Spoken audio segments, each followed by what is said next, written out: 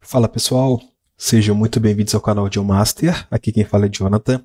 Hoje vamos dar sequência em mais uma videoaula sobre programação na SQL Server. Então pessoal, na videoaula de hoje, como prometido para vocês, eu vou estar fazendo a segunda parte da videoaula sobre triggers. Bora lá comigo? Então pessoal, para a gente relembrar, na videoaula anterior eu apresentei para vocês a trigger do tipo for ou after, onde a trigger ela vai ser chamada depois de ser manipulada a determinada tabela, certo? Hoje eu vou estar apresentando então a trigger standoff, que onde a trigger ela vai ser acionada antes da tabela ser manipulada, beleza? Então eu vou mostrar na prática para vocês como esse tipo de trigger funciona. Então eu já estou aqui com o Manager aberto e logado no meu servidor local. Também, eu vou fazer aqui a consulta no banco de dados projetos, que é o que a gente vem trabalhando em toda essa sequência de videoaulas, beleza? Vou fazer aqui a nova consulta. Vou explicar aqui um pouco de como que está funcionando aqui uma determinada situação, onde essa trigger ela vai ser importante o funcionamento dela, do tipo standoff, beleza? Então, eu tenho aqui a tabela chamada usuários, certo? Essa tabela aqui já é conhecida de várias outras videoaulas, ok? Essa tabela usuários, ela possui duas tabelas filhas, a tabela despesas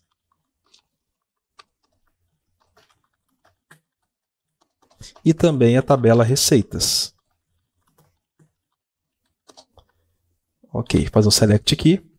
Então, a tabela despesas e também a tabela receitas possui a coluna FK usuários, que é uma chave estrangeira da coluna PK, chave primária da tabela usuários, ok? Se a gente analisar aqui como que está a estrutura dessa constraint, da chave estrangeira, vamos ver aqui a seguinte questão. A tabela usuários, ela é pai da tabela da coluna FK usuários da tabela despesas. Aqui na ação de delete e na ação de update, está aqui no action.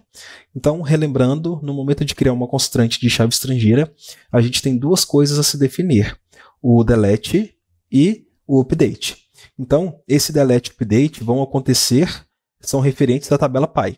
Logo, o que iria acontecer na tabela usuários. Quando eu deletar a tabela usuários, eu não vou deletar automaticamente o registro filho da tabela despesas. A mesma situação ocorre para a tabela de receitas. Eu tenho aqui a minha constraint de chave estrangeira, certo?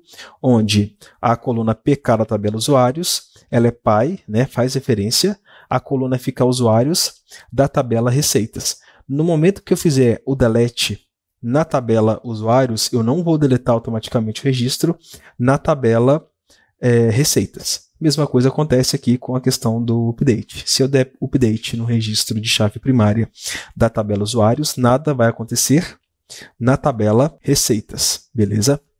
Então, vamos fazer aqui um select na tabela usuários, para a gente ver os usuários disponíveis e tentar fazer o delete desse registro para a gente ver o que vai acontecer. Vamos lá? Então, tem aqui a sequência desses usuários. Eu vou selecionar aqui aleatório para poder fazer o delete para a gente ver o que vai acontecer. Eu vou selecionar aqui o usuário 60 e vou fazer um delete desse usuário. Delete usuários where pk é igual a 60. Eu vou executar, vamos ver o que vai acontecer. Olha aqui, ó. O delete ele gerou um conflito com a constraint relacionada à tabela de despesas. Como eu tenho uma tabela filha, certo? Caso eu delete a tabela pai, e o delete não esteja em cascata, o que vai acontecer? O SQL vai informar, que houve um conflito, na constraint, onde ficaria ali, um filho órfão. E nesse caso a constraint faz isso não acontecer. Então, nesse caso aqui, o que eu deveria fazer primeiro? Eu deveria primeiro deletar o registro referente nas despesas, para depois conseguir deletar o usuário. Beleza? Então vamos fazer esse delete lá para a gente tentar deletar novamente o usuário. Delete despesas where FK usuários é igual a 60. Eu vou fazer esse delete aqui. Beleza. 5 linhas afetadas indica que haviam 5 registros na tabela despesas vinculados ao usuário de PK60, ok?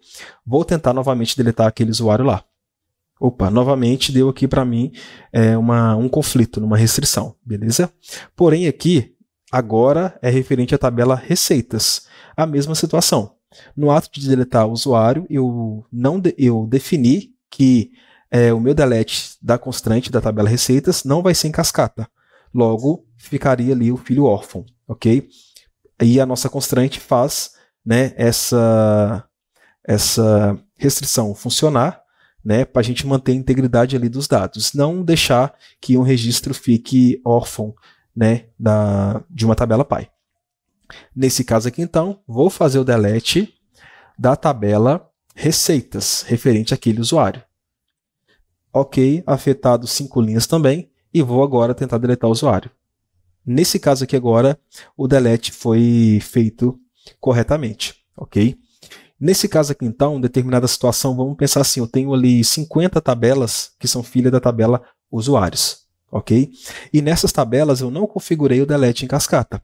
O que eu posso fazer então? Eu posso estar utilizando de uma trigger do tipo standoff para fazer esse delete da tabelas filhas e depois, subsequente, fazer o delete na tabela usuários. Então vamos para a prática, tá criando a trigger desse estilo standoff. Nova consulta, create trigger, e aqui eu vou dar o nome da trigger, como a gente fez na videoaula anterior, vai chamar tDelete usuários, ok? Ela vai ser referente à tabela usuários, e ela vai ser standoff, do tipo standoff delete. Então, ela vai ser acionada antes de ocorrer um evento de delete na tabela usuários. Então, essa primeira parte aqui indica isso.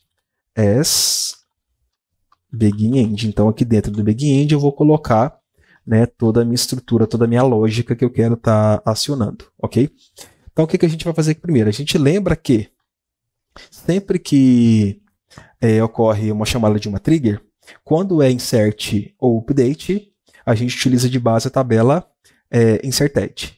Quando é um delete, a gente usa a tabela deleted. Logo, é a tabela deleted que a gente vai usar de referência, ok? E nessas tabelas que são enxergadas, né, dentro da trigger, eu vou ter todas as colunas da própria tabela que eu vou estar manipulando. Logo, as minhas colunas da tabela inserted ou deleted referente a triggers da tabela usuários vão ser todas as colunas que a minha tabela referente a trigger possui, ok? Nesse caso, então, como as tabelas filhas de receitas e despesas possuem a coluna FK usuários, a coluna FK usuários faz referência à coluna PK da tabela usuários. Logo, é essa coluna que eu vou levar de base.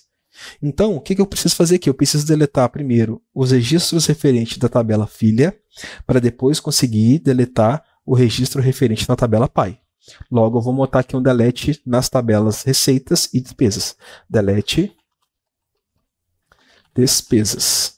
E depois delete receitas. Só que aqui eu tenho que fazer um where aqui no caso, né? Uma condição. Senão eu vou deletar todos os registros das duas tabelas. Where FK usuários. Nesse caso aqui, eu poderia fazer aqui o seguinte.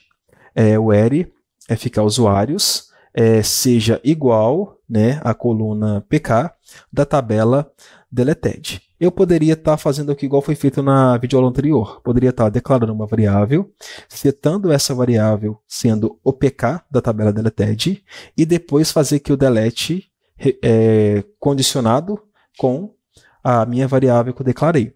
Porém, é o seguinte, o que a gente tem que pensar? A gente tem que pensar que a tabela pai, né, nesse caso usuários, ela também pode ser manipulada em massa, que é o seguinte, eu poderia deletar 10, 20, 30 usuários de uma vez só. E o que iria acontecer? No ato de eu declarar uma variável e tentar setar a ela o valor, uma linha, né, de uma determinada tabela, se essa tabela tem somente uma linha, vai funcionar perfeitamente. Se essa tabela tem várias linhas, não vai funcionar, vai dar um erro. Eu não consigo definir em uma variável várias linhas em somente uma variável, ok? Nesse caso aqui, então, a gente vai utilizar o in. o in para a gente fazer um subselect na tabela deleted. Então aqui vai ser o seguinte, delete despesas, where fk usuários, in select pk from deleted. Então o que vai acontecer? Na tabela deleted, a coluna pk ela vai ser referente à coluna pk da tabela usuários, logo eu vou fazer o delete na tabela despesas de todos os usuários que retornarem da tabela deleted. Mesma coisa eu vou fazer aqui embaixo. Ok. Nesse caso aqui, então, depois de fazer o delete nas despesas e nas receitas, eu vou fazer o delete na própria tabela usuários. Porque o delete, nesse caso, ele não vai funcionar automaticamente. Como eu adicionei a trigger vai fazer todo o processo, certo? Que eu defini no momento de manipular a tabela usuários em caso de delete. Delete usuários where pk in, só mantendo aqui o código organizado, select pk from deleted. Beleza. Então aqui, processo. Deleta os registros filhos da tabela despesas, deleta os registros filhos da tabela receitas e depois deleta o próprio usuário. Beleza? Então vamos estar criando a nossa trigger para a gente testar na prática agora. Trigger criada, comandos concluídos com êxito, não deu erro nenhum, bacana, né? Beleza. Então vamos aqui novamente selecionar aqui um usuário para a gente poder fazer os testes. Vou pegar aqui o usuário 56, ok? Então vou colocar até aqui nos usuários o 56. Será que existe alguma despesa vinculada ao usuário 56? Vamos ver aqui. Where fk usuários é igual a 56. Mesma coisa eu vou testar com as receitas. Existe sim 5 despesas do usuário 56 e existe também 5 receitas do usuário 56. Então, da forma anterior, quando a gente fez o delete na usuários sem a trigger estar ativa, vocês viram que deu um erro de constraint, beleza? Nas duas tabelas filhas. Vamos ver agora o que vai acontecer aqui.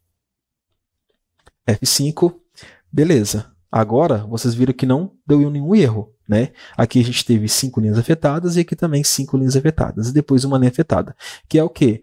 É o delete que ocorreu na tabela despesas, o delete que ocorreu na tabela receitas e também o delete que ocorreu na própria tabela PK usuário, certo? Na tabela usuários, quer dizer. Possivelmente tem alguma outra tabela, né, aqui no meu cenário, no meu banco de dados, que é filha da tabela usuários, que possui o delete em cascata. Logo, assim que deleta o pai, o filho vai ser deletado automaticamente. Então, em uma manipulação de tabela, tanto seja select, update, né, insert ou delete também, sempre que na guia de mensagens que vocês virem quantidade X de linhas afetadas, realmente foi as linhas afetadas, né, naquele processo que ocorreu. Tá bom? Então, só explicando aqui um pouco como que funciona, né, essas informações que a gente tem aqui na guia de mensagens. Vamos testar agora os selects nas nossas 3 tabelas para a gente ver se os dados sumiram de fato. Beleza. Não tenho mais o usuário 56, tá vendo? Não tenho mais a despesa do usuário 56 e nem tenho também a receita do usuário 56. Nesse caso aqui a gente testou só com um registro. Vamos testar deletando vários para a gente ver o que vai acontecer. Então eu vou deletar do 55 ao 58. Aqui agora eu tenho que fazer um in, porque quando eu vou fazer uma comparação com vários registros, eu não consigo fazer a comparação usando o igual, certo?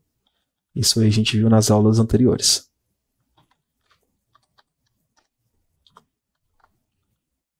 Beleza? Nesse caso aqui, então, vamos fazer um select, né, nas receitas e despesas desses 3 usuários aqui. Beleza? 11 linhas retornadas. Aqui eu tenho também 11 linhas retornadas. E vamos fazer o delete. Perfeito, olha lá. Delete executado com sucesso. Então, nesse caso, é um exemplo de como funciona a trigger do tipo standoff, que ela vai ser chamada antes da manipulação de fato da minha tabela. e assim que ela for chamada, eu executo todos os processos que eu quero, né? Toda a minha lógica de programação voltada nesse sentido. Então, pessoal, espero que vocês tenham gostado dessa videoaula, ok? Espero que tenha ficado claro para vocês como que funciona a trigger do tipo standoff, tá certo? Se vocês tiverem alguma dúvida, deixe no comentário. Se tiver alguma sugestão também, deixe aí nos comentários, né? Que eu quero ficar sabendo, tá bom? Então, pessoal, espero vocês aí na próxima videoaula, né? Eu vou estar fazendo uma sequência de videoaulas aí bastante interessante, ok? Então, né? Vocês não perdem por esperar. É isso, pessoal.